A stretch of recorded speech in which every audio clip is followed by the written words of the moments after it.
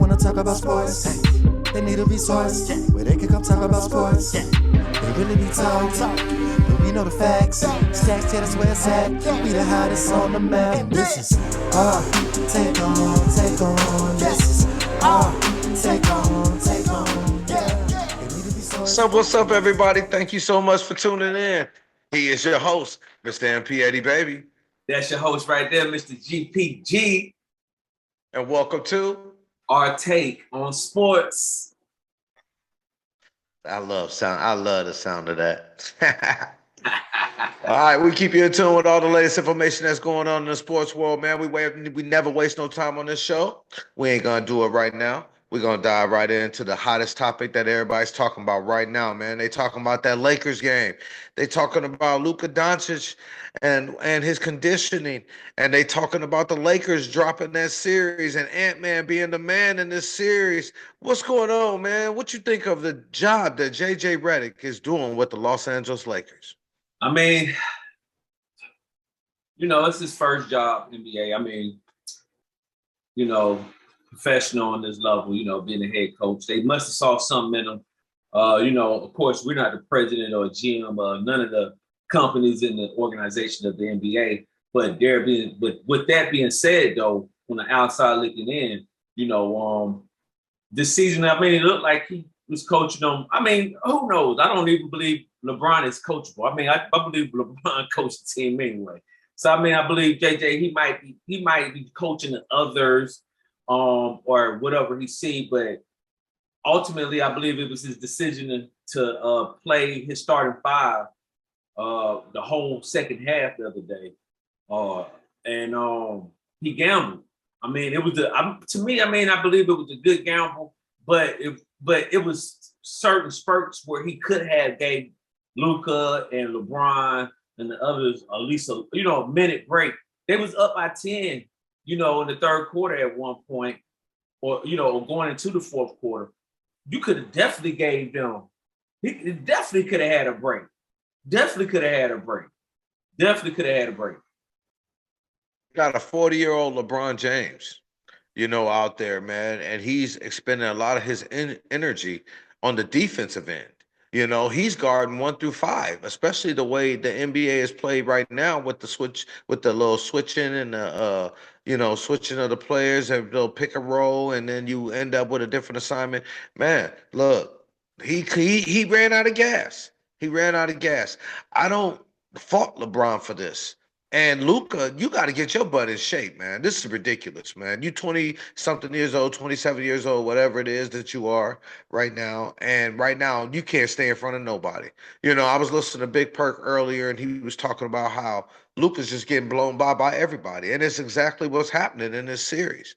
And because he's getting blown by and he can't stay in front of nobody, it's causing everybody to rotate and switch and leaving an open man wide open. I mean, and the way all these dudes is knocking down shots, Ant-Man is knocking down shots. I mean, you could tell that he was in that Olympic team with Steph Curry and Kevin Durant and all them, man. Because he had been sitting in their ear. He's learning, man. This dude he's the truth, man. So, and you're right what you said, MP. Him playing them starters all the minutes. You can't do that, man. You can't do that. It's a gamble. And like you said, I'm not going to put it on LeBron. I'm definitely not going to put it on LeBron. Right. Of course, he got to take responsibility somewhat in the part. And I can't say that he ran out of gas. I mean, he was playing good defense. And maybe that's why JJ left him in, because LeBron was playing awesome defense. He guarding all 5 players. That's the problem. And that was the problem when the trade happened, and we was talking weeks ago when the trade happened. I said, man, you asked me, do I feel the Lakers got better with this trade or Dallas? And I was like, ultimately, long term, if AD stayed in Dallas and Kyrie come back, Dallas would be ultimately better. But if you're looking at right now, of course, the Lakers, but like I said, the matchup, I knew that this matchup, the Lakers don't have no big man. They don't have no big man. And you can get away with that. But if you putting on a slow Luka, which I told you when they got him, I said, man, you you drafting a slow Luka. Like he's slow. Like everybody know he came into this season out of shape. And you see it.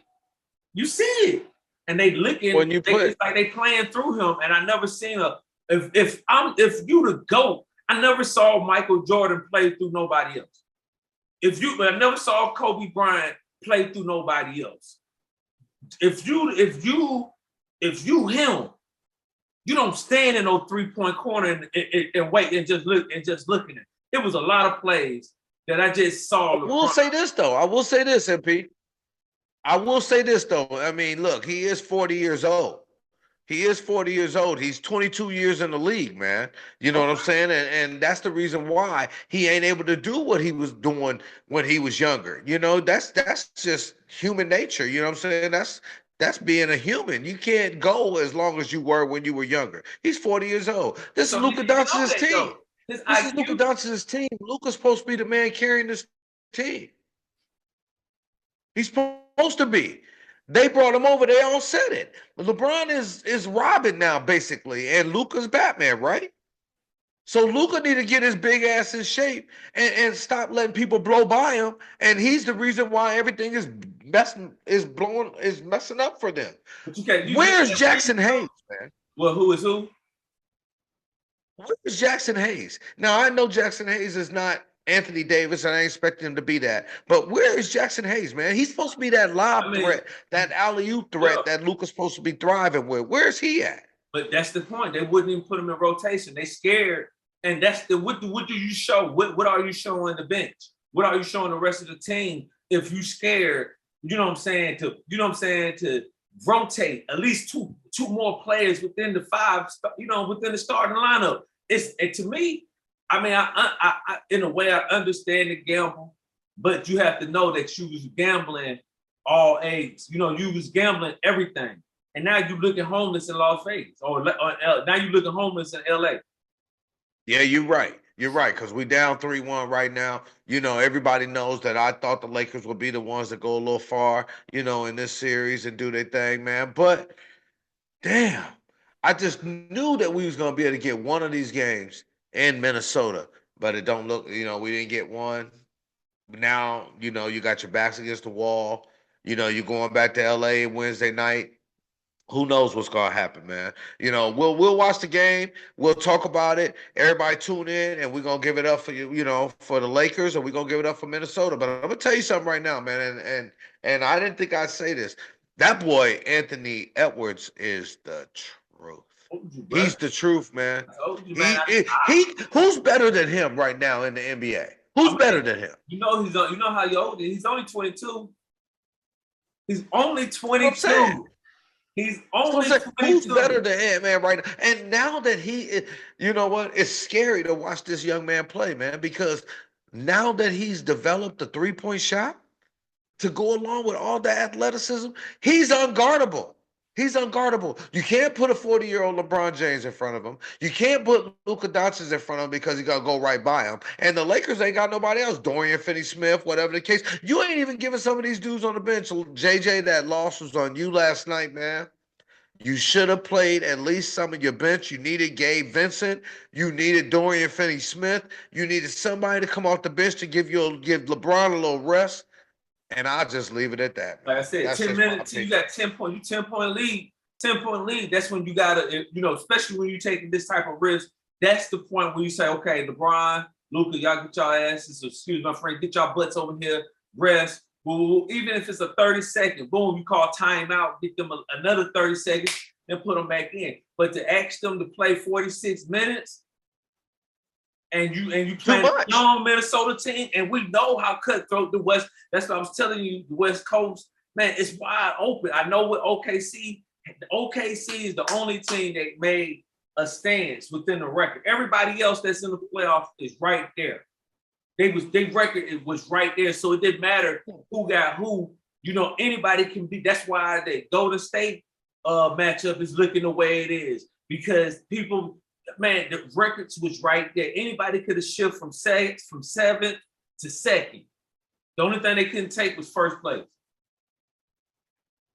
The team that you just mentioned, that's doing their thing, man. We might as well stay on them, man, Yeah, okay. because OKC is that team right now. They over there in the Western Conference Finals. They have dominated their series, going against the Memphis Grizzlies. Ja Morant, man, I said it. I said it. I don't know how many shows ago, man. If Ja Morant can stay healthy, I think Memphis can be special. But the young man can't stay healthy, MP. That's the problem. He can't stay healthy no matter what he does. He hits the ground too much, man. And he ain't no big man as it is. You know what I'm saying? What you think about that series, OKC and the Memphis Grizzlies, dog? Well, I mean, of course, I believe that it might have been a little different if Ja hadn't got injured. He took a injury similar to what Butler took. Landing on that butt bone or the pelvis or whatever, the contusions are serious, the bruises and stuff. But like you said, he can't stay healthy, man. The series, it is what it is. I mean, when he went out, they was up. They was up big when he went out. So I mean, you can kind of see. I mean, it had potential to be 6 games, but 6-game series if Ja had not went out.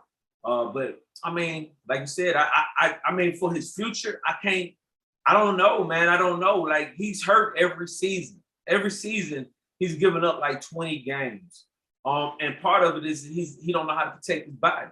It's just play, his game, the way he play and everything. He need to learn how to protect his body. He need to get the right players, the right people around him, and he need to start conditioning his body correctly. A lot better. He maybe need to gain a little bit more weight, especially the way he hit the floor all the time. So, I look at D Wade and those that was like D Wade and the things they went through throughout their career, have hitting the floor all the time, slashing, hitting the floor.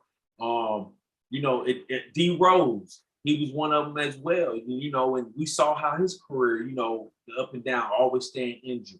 You have to look at the people that was before you and their play, they game, style of play, and understand that where their career went. And so, I mean, Ja, man, big ups to you, man. You got tremendous skills, but if you don't know if you won't condition your body, you won't last 10 seasons. The series was what it is. OKC, I'm sure everybody knew OKC was going to win the series, but sweeping them, no, I didn't think they was going to sweep them. I thought at least they was going to get a game. I was listening to you earlier, what I'm saying? You was like, maybe, they get to, game 6 or something, they take, no. Now, I understand it's bad that Ja got hurt. It's terrible. It really is. But them dudes was done. They was done in 5. They wasn't going to go 6 games. They really weren't, man. Not with OKC. Even if Ja hadn't got hurt. It would have been a jump. Hold on, because I just want to say in game 3, the first game, and I don't mean to cut you off. First game, game 3, the first game back in Memphis, these boys put up 40 points in the first quarter with Ja. They put up 40 points in the first quarter. It was 40-29. They came back in the second quarter, put up 37 points. They was up. It was only going to take it to 5 games at the most. But there was no way they was going to win going back to OKC in game 5. So that's the reason why I said they would have got one. You don't think they would have won both of their games at home if Ja hadn't got hurt? They had already lost the first one. No, they had already lost the first one. That's what I'm saying. I'm saying game 3. This is what I'm talking about. Game 3. This is the game that Ja went down. So they got hurt in game 4. Game 3. Game 3. I'm looking at it. Game 3. Okay, my bad. Ja was playing. No, you good. You know what I'm saying? Ja was playing. These boys put up 40 points in the first quarter. It was 29-40 in the first quarter. Second quarter, it was 50. It was what? 51-77. Ja went out. Oh, he got hurt. Ja got hurt in the second quarter. Ja got hurt in the second quarter. And the boys only put up 18 points in the third quarter, and they put up 13 points in the fourth quarter. You can't tell me that, the way that they was playing this in the third game with Ja, that they didn't find something. They found something within the way they kind of tweaked the way they was playing. Man, they I'm put not up saying 77 points and a half. You cannot tell me that they didn't make the right adjustments against that OKC team. I'm not saying they didn't make no adjustments. They did make some adjustments, and they did come out big and strong in that series, man, before Ja got hurt. I mean, excuse me, in that game before Ja got hurt. They were rolling. It looked like Memphis was getting ready to win the game. But I still don't think that they was going to take it no more than 5 games. I think that they would have been done. Now, they got swept. They got swept, right? They got swept. Okay, so you sure that wasn't game 4 that Ja got hurt? Ja got hurt game 3. I'm looking at it. Ja got hurt. Ja Morant leaves with injury. And the Grizzlies topped the Grizzlies for a 3-0 series. Yeah.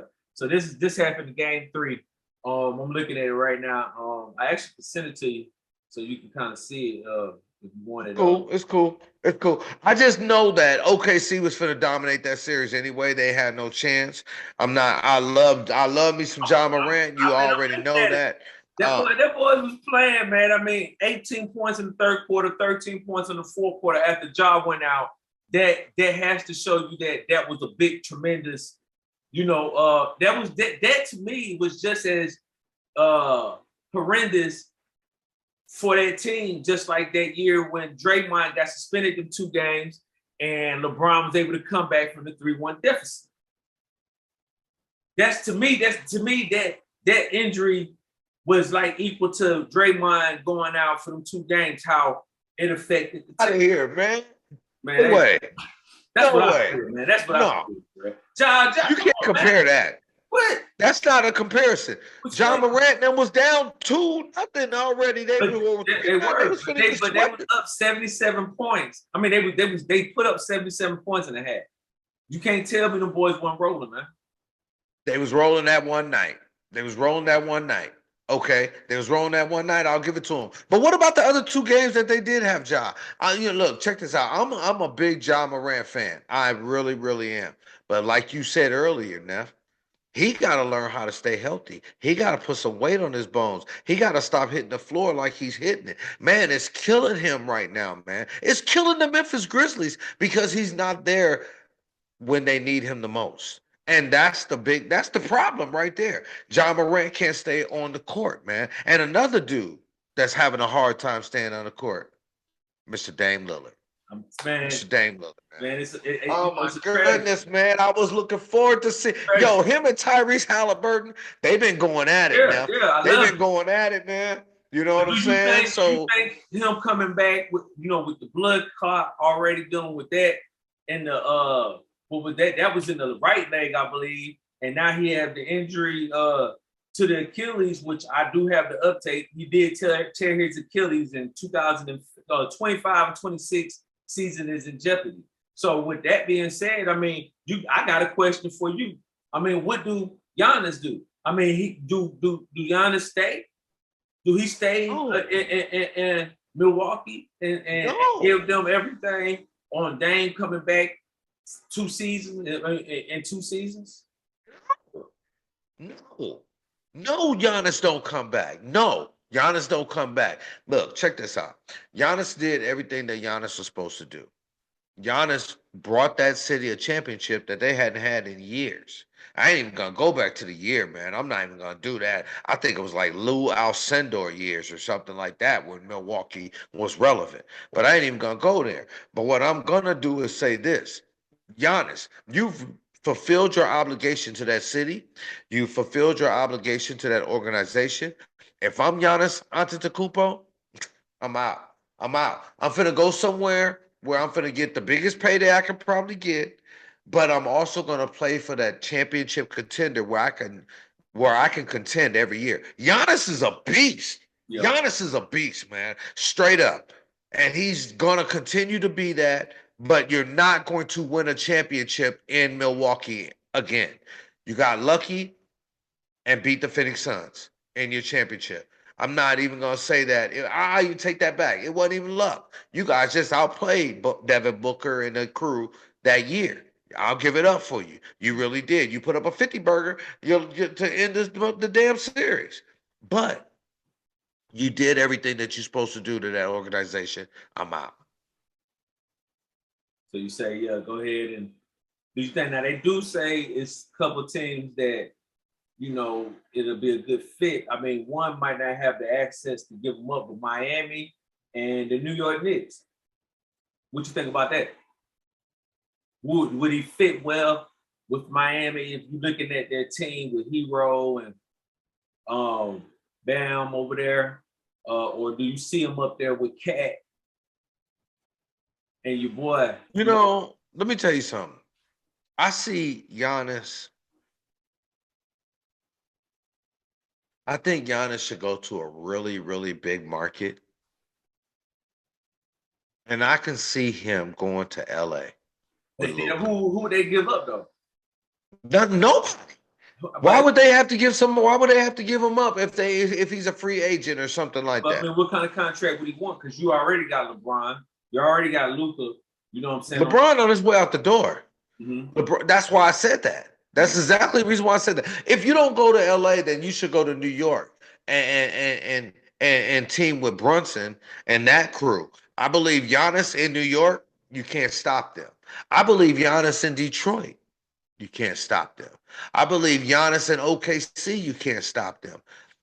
I believe Giannis in your team, Neff, that you said, the Houston Rockets, can't stop them. But the problem with that one is Houston don't need him, I don't believe. I think Houston needs a shooter. Houston needs somebody that can spread the court, man. They ain't got no shooting out there. They got one cat that can shoot the ball. So if I'm Giannis, I'm going to go to a young team. I'm going to go to some young talent. If I can't find my way to OKC, I'm going to New York.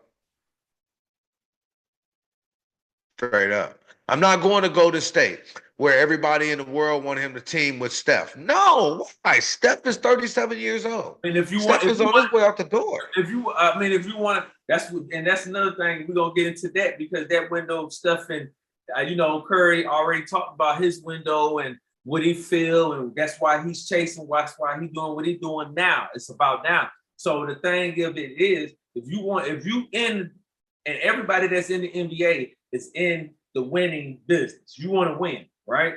All the players want to win.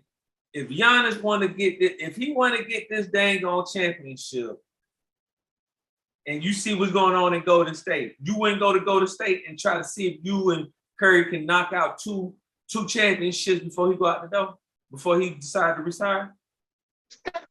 I believe that if Giannis was with Golden State right now, then yes, they will win the championship. Yeah. But we talking in the future, right? We talking years later on down the line. Well, I mean, I'm looking at Giannis trying to team with a young team. Okay. I don't think Giannis, which ain't no young boy himself. Exactly. I don't think he should go and team with another old brother. I don't think that's going to help him. Giannis is a force and he's a beast, but he still need to be around some young thoroughbreds that I believe that can take the pressure off of him while he can still dominate and do everything. Yes, if he was are you asking me if he's in Golden State right now, would they be the favorite and win the championship? Not even just right now. But if he do within the offseason choose to go to, like you said, if he go to LA with LeBron and Luka right now, they could win it, but you're still looking at a bench. That's why I said, who would they give up? They're gonna have to give up something for Luka. If he in free agency, they don't have to give up nothing, but you're gonna have to pay him. He's gonna want to get paid, and that's right now. I mean, LeBron won another championship right now, so even if you went to LA, you're gonna have to pay. You're gonna have to pay Giannis, and then whatever's going on with Luka and his contract that you gotta restructure. Now that you got him over there, you're gonna have to do that, and you don't trust your bench. So now you got what? You got 3 all-stars, and no bench. What about Orlando? That's something. And let's get to Orlando. I would love that. Would be a good fit for them. But they need one shooter, somebody that is just automatic. They need one shooter that is a sharpshooter. They one shooter away that I believe they are one Klay Thompson away from being all right. Klay Thompson type. Yeah. Yeah, that's what I'm saying. They're a Klay Thompson type away from being real good. I believe that too. I think Pablo Banchero is that big dude down there in Orlando.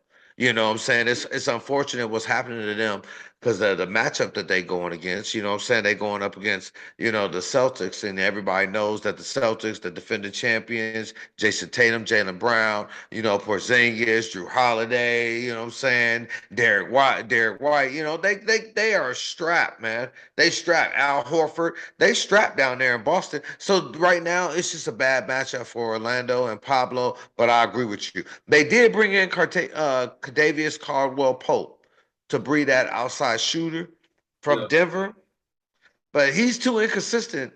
You know what I'm saying? He's been inconsistent all his career anyway.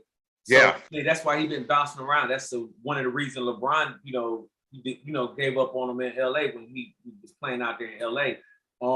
But that's the point. They need somebody that's consistent. Carroll's good. He's good. But I watched that last game they played, and he was just, man, it was a lot of the 14-footer shots he was going up, he was, just shooting, and he was having a hard time. And I'm just, I'm thinking, I'm like, who is down there working with this young man? Somebody, he needs a vet, you need an old head down there that can help him develop. I see his game, but he has an immature type of game. He needs to develop so much more because he has so much potential. But he don't have, I don't think he has the right crew around him right now, especially on the offense. He got to, put some muscle on too. You know who do got some good shooting coaches and some good coaching over there teaching them how to do it? Man, the New York Knicks. The New York Knicks, man, they doing their thing against the Detroit Pistons, and they got a commanding lead right now in that series, man. They're up 3-1 in that series. Getting ready to go back to New York and try to close it out.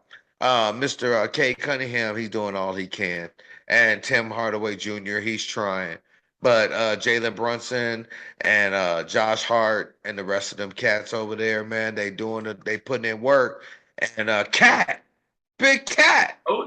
Big Cat is doing the thing, man. He hitting shots, fall away jumpers, 3-pointers that's out there at Steph Curry range. But everybody's talking about the no call that was in the corner on Tim Hardaway that could have actually gave Detroit this victory. Do you think that call should have been made? Yeah, I believe it was clear. It was a clear foul. I mean, you can clearly tell it was a foul. My problem with it is I always say, don't play to leave the game in the hand of the referee. You don't never know how it's going to go out. I always say that. And with that being said, their head coach, blankly went out and said it bluntly that, he wanted the way the games had been playing. He liked the way the referees have been calling the game. It's a physical game. He want this to be like them old bad boys against the New York Knicks and Spike Lee. And so that's what you get. You get that type of play style. And you guys been playing physical. So all the way into regulation, they felt like they called the game even throughout, throughout this series. I mean, it was a bunch of fouls that could have been called throughout this game. So if we just talking about one foul, let's talk about all the fouls. So if we're not tripping on how the game being called and you guys being physical, then it's going to be physical all the way to regulation, to the end of regulation. And that's just how I see it. You can't cry about it. You can't want it one way and then cry about it the other way. So, yeah, it was a foul, but the game been called even the whole time. So what? Ain't no need to tear down the house about it. Well, I agree with you. I agree with you 1,000% on this one now, because we all know it was a foul, but it was a physical game. There was plenty of calls that could have been made earlier in the game that could have swung it either way. What I hate is when the NBA comes out later on and they say, "Oh, we missed the call. We should have. That was a missed call on our referees, and we should have made this call." Look, shut up, man. Look, you adding salt to the wound. Straight up, man. Look, we already believe that it should have been a missed call. And then when you come out the next day and you say, "Oh, man, Yeah, it was a missed call. And this man, that shit don't make us feel no good. Can we no better? Can we get back on the court and finish the last half a second or whatever the case? Can we send my man Tim Hardaway Jr. to the free throw line and maybe the outcome is different? None of that's gonna change. So why are you coming out in the public talking about, oh man, we missed this call? I just read something the other day. I just read something talking about there was a call in the Laker game last night. You know how Luka, what it say? Luka should have been, that call should have been called on Luka. NBA says Doncic was fouled late in the Lakers game. What you coming out telling us that for now? We that know don't that. make no sense. You talking about the trip? We saw the trip. We saw it. We saw it. But it's gonna be called. Man, look, you know, these refs are human. They're not gonna see everything. Everything is not gonna be called. That's just what it is. That's why they gave you the challenge and all that stuff. But if you don't challenge it, whatever. However it go. It's just a bunch of people crying, dude. There's a bunch of people crying. And that one foul is not the reason why the Lakers lost. It's not. You're right. You're absolutely right. But don't come out the next day talking about, oh, we should have made that call. That's right. I think that's stupid. I swear I hate that when they come out the next day and they come out and be like, oh man, that was a foul, or oh yeah, he got fouled the late game, and nobody want to hear that unless you sending somebody back to the free throw line to correct your mistake or change the outcome of the game. I don't want to hear none of that stuff about the NBA or the NFL or any organization coming out talking about the next day, oh yeah, we missed the call. We missed the call. You just cost somebody a serious game. Now you just changed that series, bro. You just changed that series from 2-2 to 3-1. Now these dudes' backs against the wall. They backs against the wall. They ain't got no tomorrow. There's no tomorrow for these cats. If they lose, it's over with. You know what I'm saying? Where they had a back. Now you that's why I believe after this season they should have a discussion about being able to see some at regulation, at the end of regulation, because we're going into the Denver game and that last shot and that dunk at the end of regulation, they were able to go back and use the Hawkeye and see. You see what I'm saying? And right there, while everybody was there, you see what I'm saying? And make the outcome of the game be what it was. And I believe that's what they're going to have to do towards the end of the game. If it's that close, that intense, you're going to have to use the Hawkeye to allow it to be the regulation of the game, to call the game. I mean, you know, especially when it's something like that and something that calls that type of feel. And going into the Denver last shot, what you think about that last dunk within that Denver game? I gotta give it applause, man. I gotta give it a little applause. I agree with the call that they made. Aaron Gordon got it off, man. It's unfortunate because I was actually going for the Clippers to win that game because I'm trying to extend the season. I'm trying to extend the season, and I understand that would have been 3-1, 2-2, but I'm also trying to extend the season, but I'm also wanting Denver to get on up out of there. I do. I ain't gonna lie to you. I ain't no Denver hater or none of that. You know what I mean? Jokic is Jokic, and Jamal Murray is Jamal Murray, and Aaron Gordon is Aaron Gordon, and he got the ball off. He got that dunk off in time, man. So I think they made the right call. It's unfortunate because I think Kawhi Leonard played a great game, and the Clippers look like they're the better team, but the Denver Nuggets look like that team that just ain't going away. They ain't going nowhere. Yeah, they'll hassle, man. They'll hassle. You know how Joker is, so you know, I mean, they're gonna be a hassle. They're gonna be a pest. LA just gonna have to, stay the course. It's just James Harden. So it's just what you gonna get out of James Harden. I mean, he's been playing good. You just want to see that continue, you know what I'm saying, to continue to go and them to grow. And that's the only way they're going to do. They got to continue to gel within themselves within this series because it don't get no easy.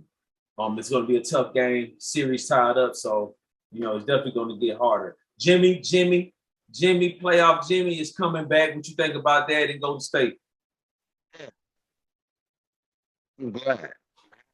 We all know that the Golden State Warriors are better when they got Jimmy Butler on the court.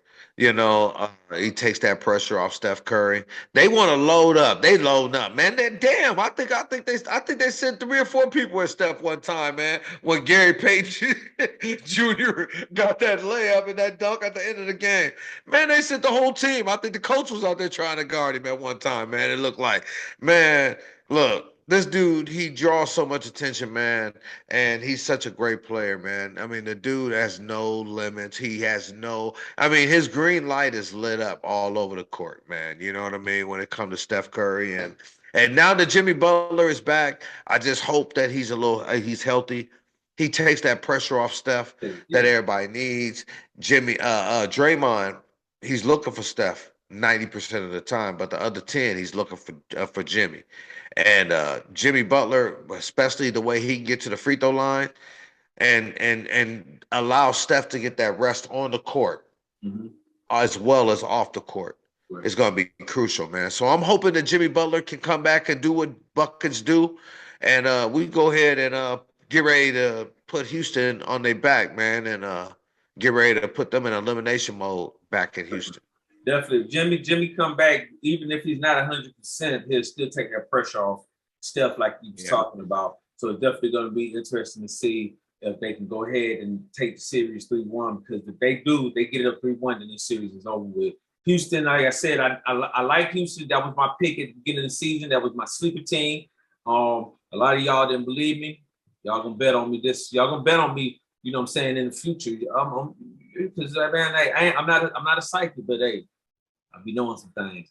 With that being said, we're gonna get into the NFL draft. I want to know what you think about the draft and how the draft went. And right quick, we don't have too much time. We got about 3 minutes. So I wanted you to get your take on Shedeur Sanders dropping all the way down to the 5th round and 144th, and Cleveland Browns having about 5-6 quarterbacks in their quarterback room. Just give me your opinion on what's going on. I just think that because the young man's last name is Sanders, he's catching a bad rap, man. I really do. Everybody in the world knows that Dylan Gabriel is not better than Shedeur Sanders. Everybody in the world knows that watches football, everybody that watches football and pays attention, they know that this man is not better than Shedeur Sanders.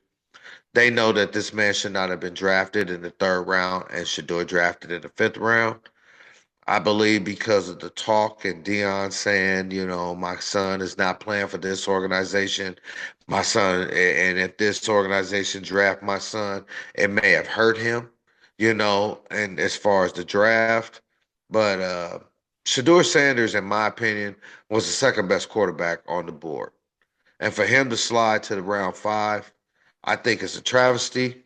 I think it's cruel. I think it's just wrong for him to be a 5th round quarterback. All I hope is that the man comes out, shows the world that he is not a 5th round quarterback, and at least wins the backup position. I hope he wins the starting position, because when I look at their roster with Joe Flacco and Kenny Pickett and Dylan Gabriel and Deshaun Watson, I don't see why Shedeur can't go in there and win that job. So I'm not going to take up too much time because I want you to go ahead and elaborate on it. But I think Shedeur was hosed, and I'm pulling for the young man. Straight I definitely think he was, definitely blackballed by the NFL. But, they didn't have to get together and say nothing. This is an organization. This is, and I don't want to use the term gang, but this is an organization that has been running for a long time, made a lot of money. Fans have made this whole thing, the NFL, rich. So with that being said, Sanders tried to pull the Mannings. That's what Deion tried to do, and it didn't work. I just hope they don't blackball him like Kaepernick. My heart is hard for him. I want to give up some more time to talk about it, but we're running out of time. So guys, you guys know, man, Sanders, man, big up. I want you to win the quarterback take. I want to say one thing. Before we out of here. The Pittsburgh Steelers, y'all stupid. Y'all know y'all should have drafted them. Y'all ain't got nobody. And I hope you guys Don't get Y'all know wrong. what time it is. Man, that's your boy, Mr. GPG. And that's your host right there, Mr. MP80, baby. And this is Our take on sports. Man. AMP, what they talking about? They talking about what? They talking about sports.